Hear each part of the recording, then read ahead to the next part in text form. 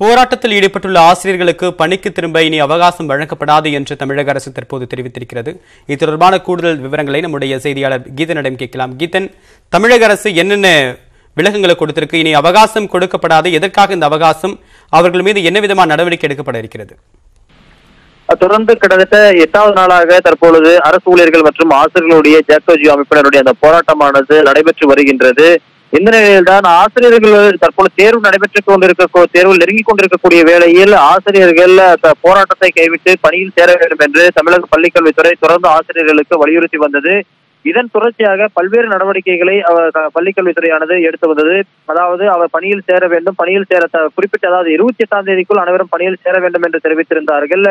அதே போல ஆசிரியர்கள் 447 பேர் சஸ்பெண்ட் செய்யப்பட்டார்கள். அந்த இடங்களுக்கு பணியில் ஏற்கனவே பணியாற்றிக் கொண்டிருக்கிற ஆசிரியர்கள் நியமனம் செய்யப்படுவார்கள் என்று தெரிவித்திருந்தார்கள். அதனைத் தொடர்ந்து காலி பணியிடங்களாக பணிக்கு வராத ஆசிரியர்களோட பணியிடங்கள் அறிவிக்கப்பட்டன.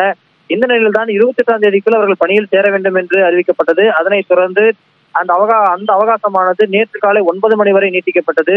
அதனைத் தொடர்ந்து நேற்று அந்த 9 மணி வரை அவகாசம் என்பது மாலை 5 மணி வரை நீட்டிக்கப்பட்டது. அந்த 5 மணி அவகாசம் என்பது மேலும் 2 மணி நேரம் நீட்டிக்கப்பட்டு 7 மணி வரை நீட்டிக்கப்பட்டது.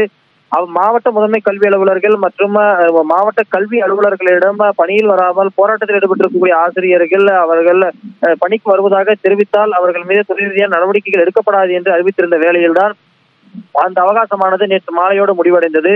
இந்த நிலையில் இனி ஆசிரியர்களுக்கு எந்த விதமான அவகாசமும் வழங்கப்படாது என்று தற்பொழுது பள்ளிக்கல்வித்துறையானது அதிரடியாக அறிவித்திருக்கின்றது.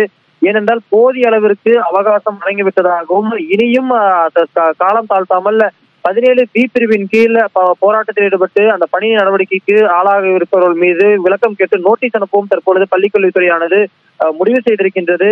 அந்த அடிப்படையில் இனி அவகாசம் வழங்கப்படாமல் நடவடிக்கைகளை மட்டுமே எடுப்பது என்று தற்பொழுது பள்ளிக்கல்வித்துறை அறிவித்திருக்கின்றது. உங்களுடைய விரிவான தகவல்களுக்கு நன்றி கீதன்.